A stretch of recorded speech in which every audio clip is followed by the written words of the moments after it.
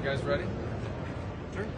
Well, this is an impressive center with a lot of important work that's happening here. This is a historic mission, by the way. I mean, if you think about it, there's nothing to model this after because this has never happened before.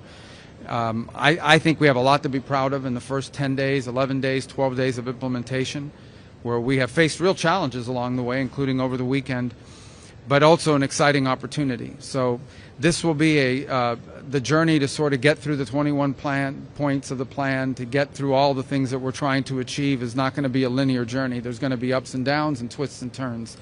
But I think we have a lot of reason for healthy optimism about the progress that's being made. One of the reasons why I wanted to come today is sort of get a sense of the workflow, get a sense of the organization, and get a sense of the needs. It is increasingly, while you see a lot of uniforms here, including from partner nation states that have come, and of course with the Israelis who are hosting us and are a key part of this, you're starting to see more of a presence from State Department and related entities as well, and that will continue to grow as we can provide personnel on things like emergency response, the coordination of humanitarian assistance, and things of that nature. So you're starting to see that presence here grow. But a lot of good progress is being made on a number of fronts, and you can break this out in a number of ways. The first is the maintenance of the current ceasefire, of the current peace that we're confronting. And that involves two things. Number one, deconflicting from any flashpoints that may come up. We need to understand, the world needs to understand that on the other side of that yellow line there is still a terrorist group that remains armed, and we've seen them take actions against their own population. I think it's important, by the way, that there be more media coverage given to the fact that Hamas has brutalized Palestinians, has brutalized Gazans over the last few days, and that's something to point to. But all of that has to be managed to make sure that in addition to that we don't have any flashpoints that could derail the broader process. At the same time, the coordination of humanitarian assistance. And there's humanitarian assistance that is now flowing into those places beyond the yellow line, but that involves coordinating with all of these different organizations from around the world, including international organizations and charity groups. That's a massive undertaking to coordinate all of that and that it be distributed safely. That's just beyond the yellow line. Behind the yellow line, there's another effort going on of humanitarian assistance, which is even broader because those areas are safe, those areas are secure. So that's happening. At the same time, it's this work on creating an international stabilization force. It involves bringing together all the nation states that are offering to provide personnel and resources. So structuring what that stabilization force will look like, lining up all the countries that are willing to provide either money or personnel or a combination of both, and then getting the right international mandate, whether it's the UN or an international agreement, working through that to make sure that that entity, that security force that can exist, can function, is funded, understands what its mission is clearly, and can execute it effectively. And then beyond that, of course, is the long term, the reconstruction, the rebuilding, the creating of conditions so that never again will we see what happened on October 7th, so that you can actually be in a place that no longer has elements operating within it that are a threat to Israel or to their own people, for that matter. And of course, that's a longer term plan, and that's something that's also key to all of this. It's the goal we're all trying to get to. But before we can get to that goal, we've got to get through the process that we're involved in right now, which is making sure the ceasefire holds without anything disrupting it, making sure people are getting the life-sustaining aid that they need in a way that's not being looted or stolen or diverted in any way, and at the same time creating the conditions for the stabilization force to come in as soon as it possibly can be put together to provide what we need, the stabilization we need, in order to move to the further phases of this plan. All right? Yep. Yes. Mr. Secretary, could I ask you about President Trump in his time interview talked about the case of Moran Barghouti, the Palestinian prisoner, saying that he's considering raising it. Do you want Israel to release him? I can't hear what you're asking me because there's some buzz going on here. I'll shut up. Moran Barghouti, the Palestinian prisoner, President Trump in his interview with Time said that the U.S. was considering asking Israel to release him. Is that something that you were asking? You're talking about the one from the U.S.? Moran Barghouti, the yeah. Palestinian prisoner? I don't have any news for you on that today. Obviously, we'll work that through our embassy here and our diplomatic channels, but we don't have anything to announce on that. The Palestinian prisoner, the Palestinian activist, Moran Barghouti. I don't know why I can't hear you. Sorry. I'm sorry. Moran Barghouti. Moran Barghouti's case? Yeah, I don't have any update for you on that. Yes, go ahead, please. Secretary, first of all, welcome to Israel. Second, there has never been anything like this in Israel. But it makes you think, does Israeli military decision regarding Gaza are taken effectively in DC? And if the IDF will identify that Hamas is rearming and regrouping, can we independently renew the fighting, or we should ask for I think everybody involved in this would like to see this not happen again. But if we are in the Middle East, well, I don't think there's any country in the world. If there is a reason to renew the fighting, should we apply for permission from the Trump administration? Yeah, I wouldn't phrase it that way. I think the bottom line is that there's no nation on earth that's contributed more to help Israel in its security. As you know, this is the president that in the 12-day war struck Iran in a way that other presidents were unwilling to do. And that partnership will continue. We're very committed to Israel's security and supporting Israel. We're also very committed, and we think it's in Israel's long-term security, and I think our Israeli partners agree, to be able to have a Gaza that is no longer an operating space for a terrorist organization. That's why this plan calls for the demilitarization of Gaza, and that's what we're committed to.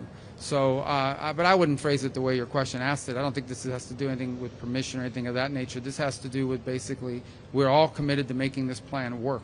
There is no plan B. This is the best plan. It's the only plan. It's one that we think can succeed. It's one that we believe it's on the way to success. As impossible and unimaginable as it may have been. Remember a month ago, 6 weeks ago, no one would have thought possible that you were going to get all the hostages out, and I know that we still have the remains of hostages. That has to happen. That's part of this, and we're very committed to making sure that happens. We are not going to stop pushing until all of that is, all the commitments that were made here are kept. And that includes the demilitarization of Gaza. Now, we're dealing with factors here. We're dealing with miles and miles of kilometers of tunnel networks. We're dealing with 2 decades of terrorist infrastructure. All that has to be confronted. And we'll do that together with Israel. Secretary, yeah. If you could address, following on your mention just now about disarming Hamas, is that something that the ISF force would be engaged in? And if Hamas refuses to disarm voluntarily, is that something that this force would be involved in forcing them to disarm? If Hamas refuses to demilitarize, it'll be a violation of the agreement, and that'll have to be enforced. I'm not going to get into the mechanisms by which it is going to be enforced, but it'll have to be enforced. I mean, this is a deal, and a deal requires conditions to be met. Israel's met their commitments. They're standing at the yellow line, and that is contingent upon the demilitarization. So suffice it to say that we're also hopefully going to create conditions where Hamas won't have people, because there'll be ways. We want to see a Gaza where people can live without Hamas, where they have jobs, where they have prosperity, where they have opportunities. I'm not telling you that's going to be set up next week, okay? That's a long-term project. But what I am saying to you is that we want to create the conditions, we want to help create the conditions here so that people in Gaza don't have to be terrorized by Hamas, and in fact have lives, jobs, businesses, and a better future, and are completely uninterested ever again in joining, supporting, or being held captive by a terrorist group. So I think everyone, it's not just the United States, by the way. This is what makes this so unique. It's not just the United States. Understand, over 24 countries signed on to this, including regional powers, regional countries, Arab countries, majority Muslim countries, signed on to the commitment that there would be a demilitarized Gaza, and that there would not be a Hamas with the capability to threaten Israel. That's a commitment not just by the United States. This was signed on by all these countries. We fully expect that everyone will live up to those commitments. From Israeli point of view, thank you, and welcome to Israel, by the way. I think the question from Israelis' point of view is that in the meantime, because everybody wants this plan, no question about that, in the meantime, as you mentioned, every day Hamas is rearming, re-preparing, doesn't give back our dead hostages. So the question is whether in the meantime the U.S. should let Israel to act on the other side of the Gaza Strip. In this way, the ISF future work will also be easier. That's the question. Thank you. Well, right now there's an agreement in place, right? And that requires both sides to live up to their commitments. If what you're describing to me means the deal fell apart. But right now we're not at that stage, and that's what we're trying to prevent. That's why I'm saying to you, we're not going to forget about the hostages. We push every single day, and we'll continue to push until the remains of every single hostage is returned. Work is going on. Even as I speak to you now, that's being pushed on. That's not something we're going to start talking about. We fully expect that Hamas will fully demilitarize. That is the agreement they signed on to. That is the agreement that all of the nation states that joined this effort signed on to, and we expect it to be fulfilled. Now, we're about 8, 10, 12 days into this. But, and the third point is we don't want to see any threats against Israel coming out of the areas that Hamas is currently still present in. And that won't be tolerated either. So the president's made that very clear, that if Hamas threatens Israel or fails to demilitarize, this will be taken care of. But that is what this whole effort is about, is making sure that all of those commitments are met on both sides. Yes. It says behind you, actually, in open source reporting that the U.S. accepted Israel's veto of Turkish forces and the ISF. Is that accurate? And can you provide any detail on that security force, how big it will be, who it will include, or any other? Well, we haven't formed that force yet, so there's still work going on. There's a lot of countries that have offered to do it. Obviously, as you put together this force, it'll have to be people that Israel's comfortable, or countries that Israel's comfortable with as well. Let me just say that I think there are a lot of countries that are expressing interest right now. I'm not going to get into a list of who they are. I'm not going to get into a list of who's offered, who's been vetoed. We're not going to get into that. Suffice it to say that there are plenty of countries that have offered and are interested in participating. I also think it's fair to these countries they need to know what they're signing up for, which is why the work is ongoing to create what is the security force, what is their mandate, what is their command, under what authority are they going to be operating, who's going to be in charge of it, what is their job, I mean, how's it going to be resourced, how's it going to be sustained and paid for, what are the rules of engagement. There's a lot to work through. That's why there's all these people working in this building. So part of getting people to sign up is you have to tell them what they're signing up for. So, but I don't want to get into any who's being vetoed, who's not being allowed. Obviously, you know, every member of this force has to be someone who has capability and willingness, but also someone that everyone's comfortable with, including Israel. If I could, right next to you stands the print of the Trump's 20-point plan, and as we can see in number 4, within 72 hours, Israel should take in all Israeli living and deceased hostages. Those 72 hours have passed a long time ago, and we're not seeing those hostages being returned fully. Is the U.S. doing enough for that? And my second question is... Yes, the U.S. is doing more than anybody else is for that, and we're going to continue to do for that, and it's going to happen. The remains are going to be released. That's going to happen. And my second question is... And if it doesn't, then the deal got broken, but it's going to happen. And the second question is about the technocratic government that would rule Gaza, the Palestinian government. We're hearing from Hamas that they are part of the committee that forms this government. Does that not miss all the point of what we're doing here? Yeah, I think everyone talking about that's getting way ahead of themselves. There's a lot of work to be done here, and there's going to be some impediments along the way and things of this nature that people put out there. Suffice it to say that everyone that signed on to this plan, all of these other countries agreed, and everyone agreed that Hamas cannot govern and cannot be involved in governing the future of Gaza. Everyone's agreed to that. Okay, so that has to be part of this, but we're not at that stage yet. Remember, we are still at the stage, even as all that's being worked on, we're at the stage of just trying to maintain the ceasefire. We're trying to be at the stage of getting humanitarian assistance to flow. We're trying to get to the stage of ensuring that all the commitments made, including the hostages, are lived up to. We're still at that stage where we have to ensure that there are no threats against Israel emanating from Gaza, because there are still terrorists inside of Gaza, particularly behind that yellow or in front of that yellow line. So we're at that stage, and that's what everyone here is working on, even as we work on the other elements of the plan that you're outlining. This is a long-term plan.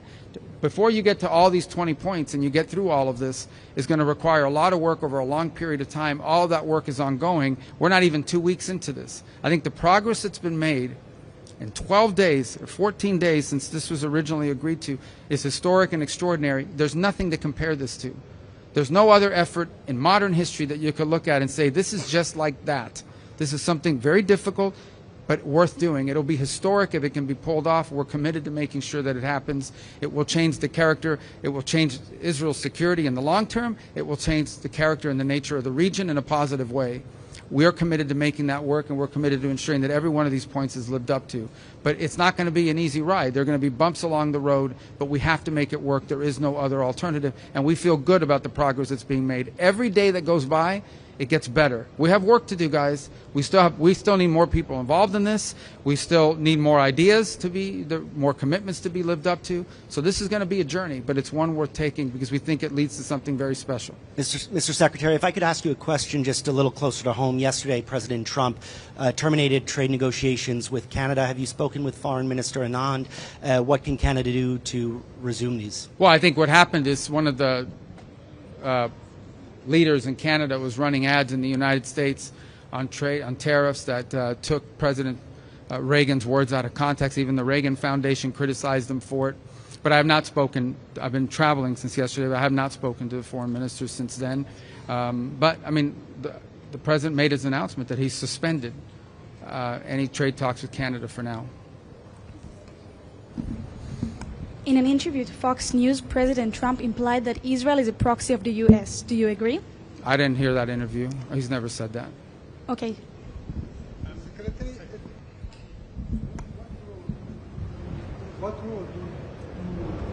What role do the U.S. see for the Palestinian Authority in Gaza the day after? You know, we've heard about a lot of plans that was done by the Palestinian Authority. The Palestinian Authority? Yeah, that's Mahmoud Abbas Authority. Yeah, look, again, I mean, obviously, you know, and I've expressed and we've expressed our concerns about the Palestinian Authority as it stands today. It's certainly in need of reform. As far as what role it's going to play in the future of Gaza, that's yet to be determined, if any role at all. We don't know. I mean, that's what's being worked on.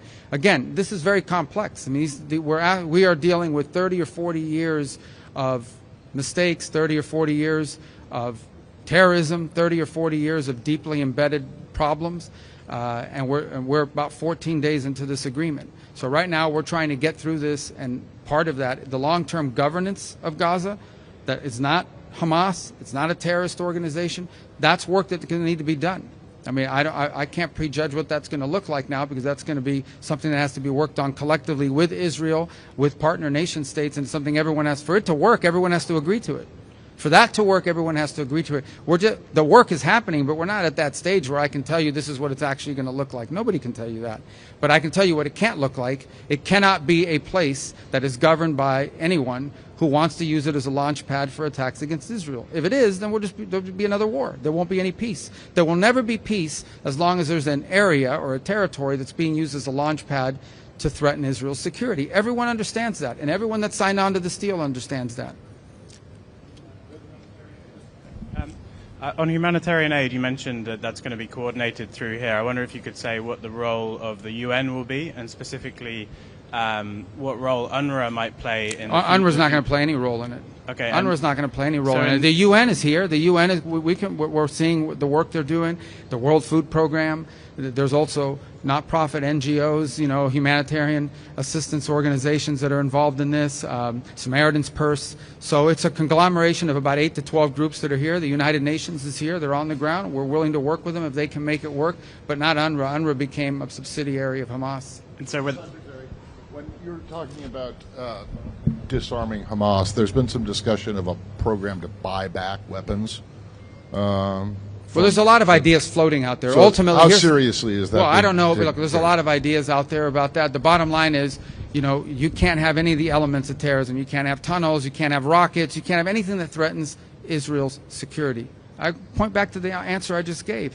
If Israel's security is threatened, if 5 years from now, 3 years from now, 2 years from now, Gaza is a place where people who want to destroy Israel are able to operate from with impunity, there's not going to be peace. Everyone knows that. Every country that signed on to this understands that. It is one of the principles that's outlined here. That cannot be the outcome. The outcome needs to be a Gaza where people have jobs and a life and a better future, and people aren't thinking about, how do I kill Israelis, how do I attack Israel? Because if we can't reach that point, then there's not going to be a peace. There's not going to be an enduring peace. You can't be at peace with elements that want to destroy you and kill you and carry out another October 7th. Everyone recognizes that.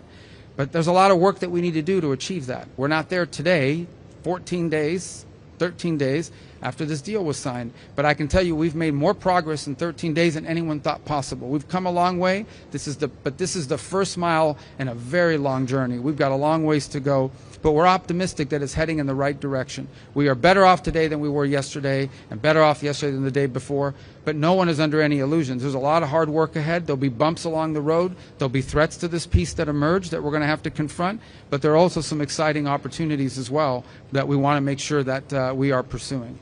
Could I follow? Yeah. Another topic, talking about annexation. You were using the term Judea and Samaria a few months ago. Okay, there will be no annexation, but I'm wonder if you're still obligated to the name or the term Judea and Samaria. I don't play semantic games. Well, who else? Could I follow up on the annexation?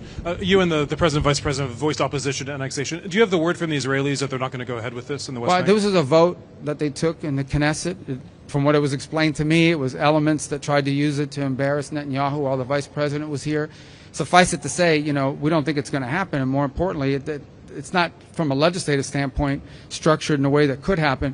But it would also threaten this whole process. I mean, we understand that, right? I mean, everyone has to understand if something like that were to happen right now, if that were to happen, a lot of the countries that are involved in working on this probably aren't going to want to be involved in this anymore. It's a threat to the peace process, and everybody knows it. But I'm not getting to the middle of Israeli politics. We're focused on peace and security.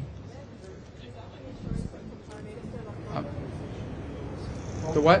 What could we expect in terms of future normalization deals? After this ceasefire, we heard about Saudi Arabia, we heard about other countries. Is there anything you can tell to the Israeli people about the possible benefits of this deal?